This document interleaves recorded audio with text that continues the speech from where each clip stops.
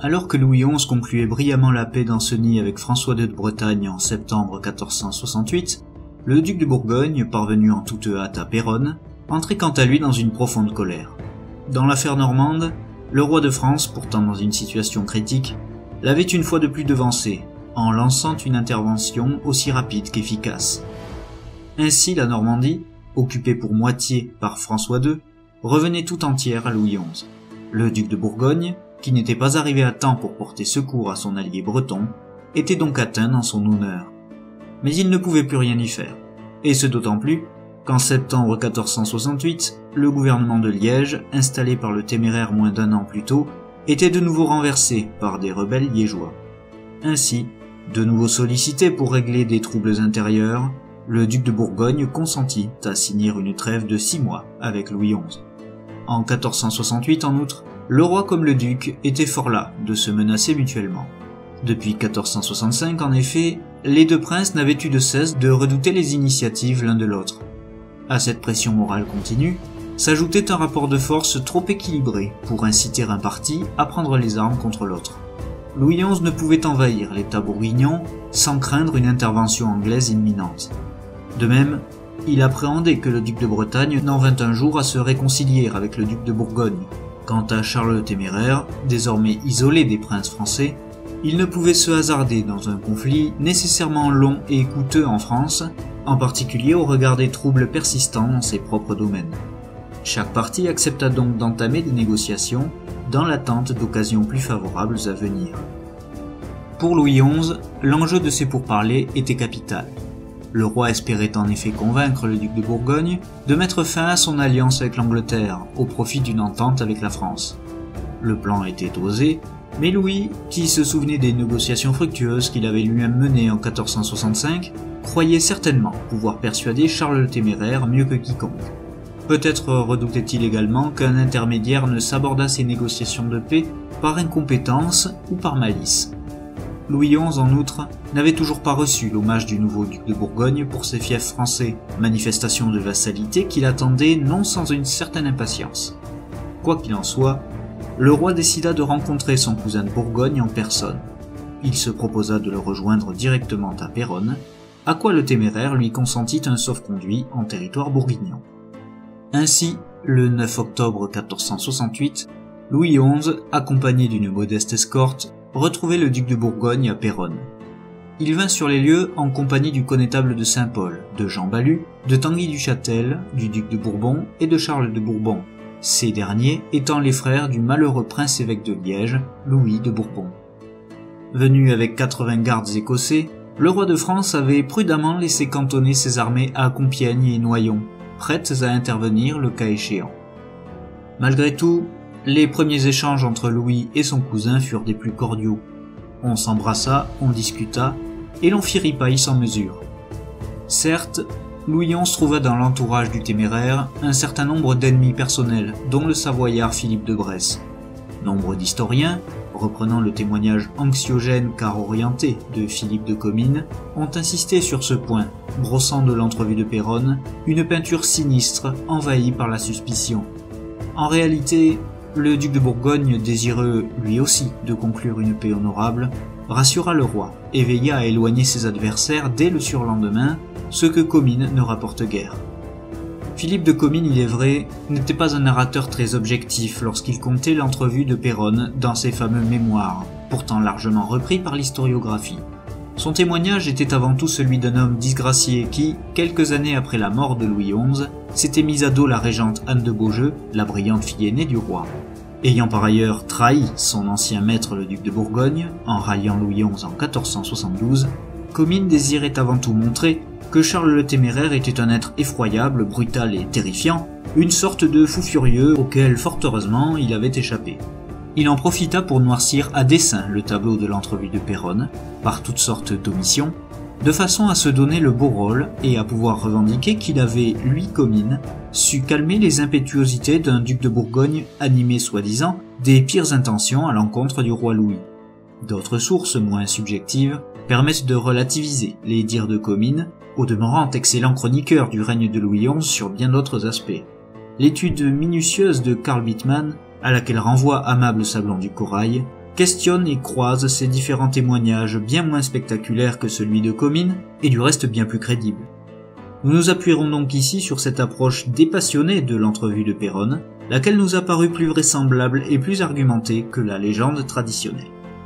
L'atmosphère demeura donc relativement courtoise entre Louis XI et Charles le Téméraire lors de son arrivée à Péronne le 9 octobre 1468.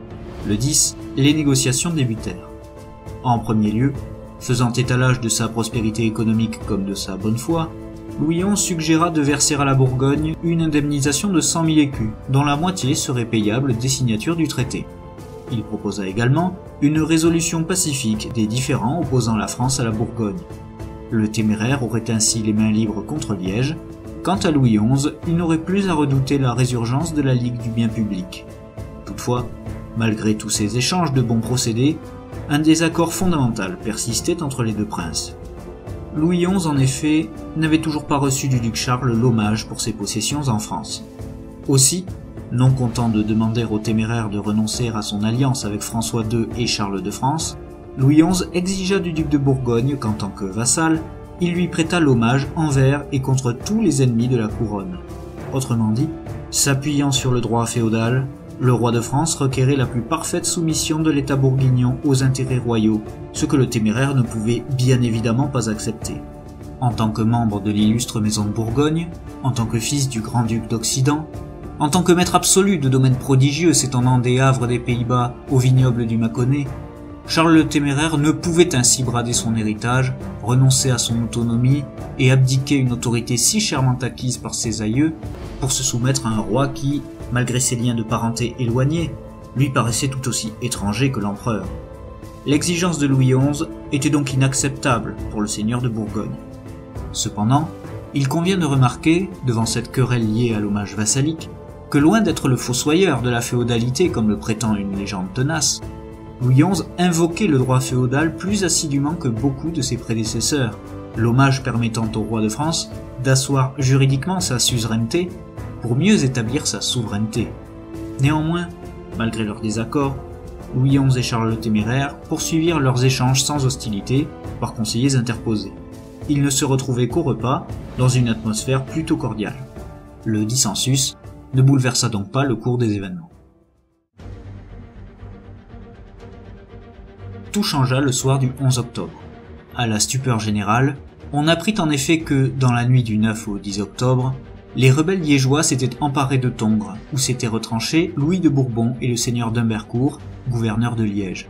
L'affaire souleva toutes sortes de rumeurs. Certaines affirmaient que les deux hommes avaient été massacrés par la populace. D'autres, au contraire, les disaient capturés mais en vie. D'autres encore rapportaient que deux émissaires de Louis XI avaient été aperçus sur les lieux. Les regards se tournèrent alors vers le roi de France, dont on devine aisément la gêne, car la rumeur disait vrai. Louis XI avait effectivement des agents à Liège. Mais en réalité, il les avait oubliés et ne leur avait donné aucune instruction. Le roi, en effet, n'avait aucun intérêt à soulever Liège, au moment même où il tentait de négocier la paix avec le duc de Bourgogne. Il avait au contraire besoin de placer son cousin dans les meilleures dispositions afin d'obtenir un traité satisfaisant. C'était d'ailleurs dans cette optique qu'il avait amené à Péronne les seigneurs de Bourbon, frères du prince-évêque de Liège. Du reste, la ville se relevait tout juste d'une intense répression et ne disposait plus de fortifications. Autrement dit, la sédition était alors bien trop vulnérable pour être employée à des fins de déstabilisation. Louis XI en était fort conscient. Il était au contraire de l'intérêt du roi qu'il préserva les Liégeois, de façon à pouvoir les agiter en temps opportun, lorsque le duc de Bourgogne serait plus exposé ou plus menaçant. Quoi qu'il en soit, ces informations semèrent le soupçon dans l'esprit du Téméraire. Elles attisèrent également sa colère. Une fois de plus, en effet, le duc se sentait humilié devant Louis XI, et fulminait à l'idée que ce dernier pût s'en réjouir. Toutefois, Charles apprit rapidement, peut-être en l'espace de quelques heures, que Louis de Bourbon et Humbercourt étaient sains et saufs. Mais il se garda d'en informer Louis XI. Celui-ci, se sentant à la merci du duc de Bourgogne, tenta de l'apaiser. Le 12 octobre, en signe de bonne foi, il condamna ouvertement l'insurrection de ses alliés liégeois. En complément, le roi de France se proposa d'assister le duc de Bourgogne dans la répression des troubles, ce que ce dernier accepta immédiatement. Manifestement, le Téméraire se méfiait. Il redoutait les subtilités de Louis XI qui avait démontré depuis 1465 ses infinis talents de manipulation, d'audace et de dissimulation. Le duc craignait que sa marche sur Liège ne constituât une occasion pour l'armée française, cantonnée à Compiègne et Noyon, de se jeter sur la Bourgogne. Afin de se prémunir de tout péril, le duc de Bourgogne décida donc de constituer Louis XI en otage le temps de réduire Liège.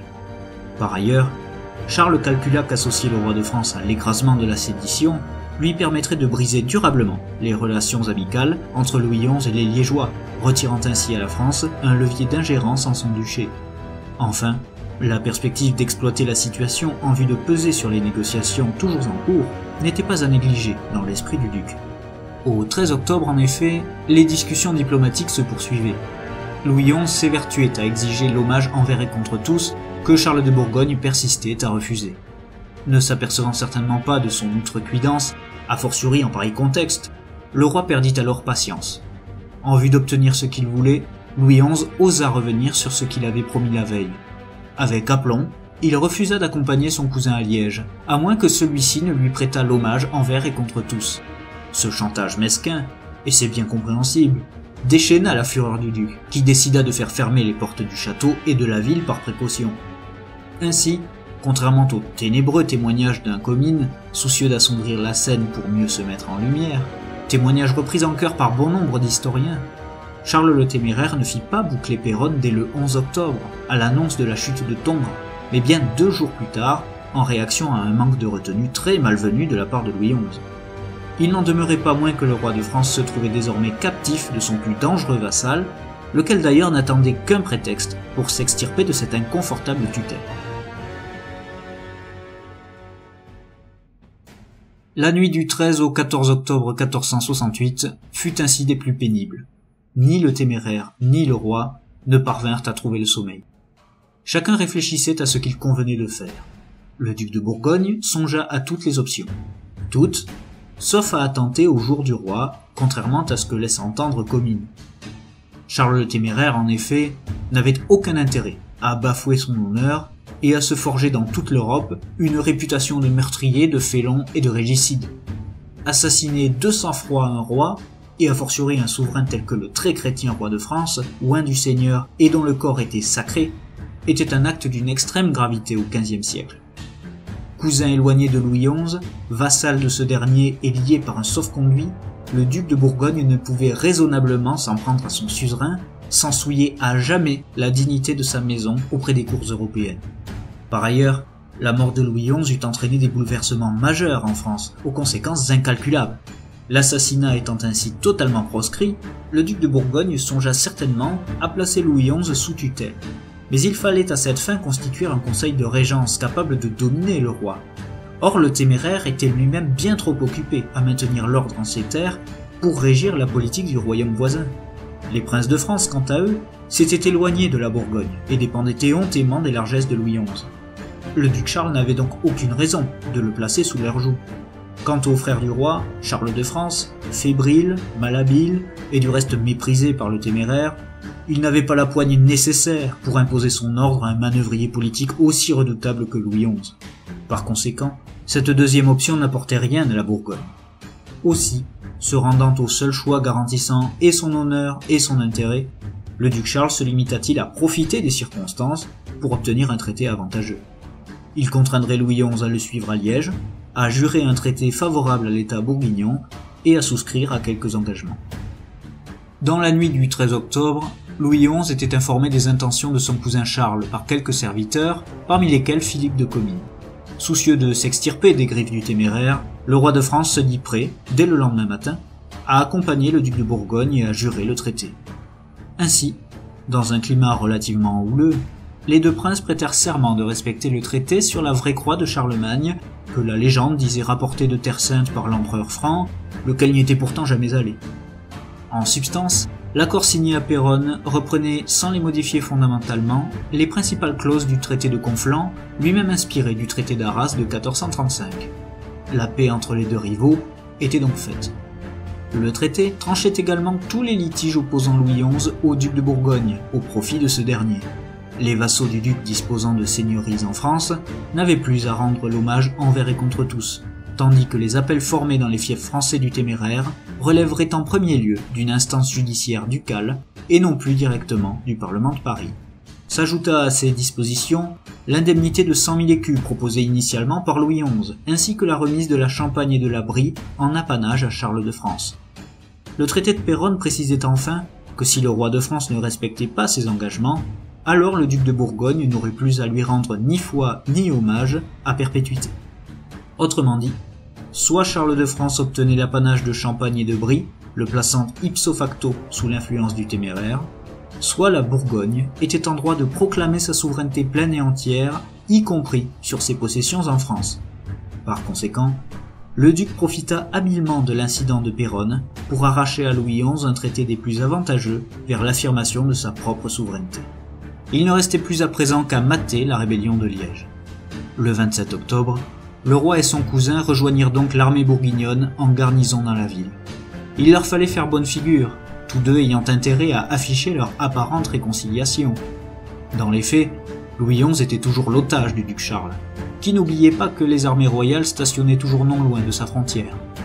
À présent, l'anéantissement des Liégeois ne devait être pour le roi qu'un mauvais moment à passer, après quoi il pourrait regagner la France et envisager d'autres alternatives. L'assaut général contre Liège fut fixé pour le 30 octobre.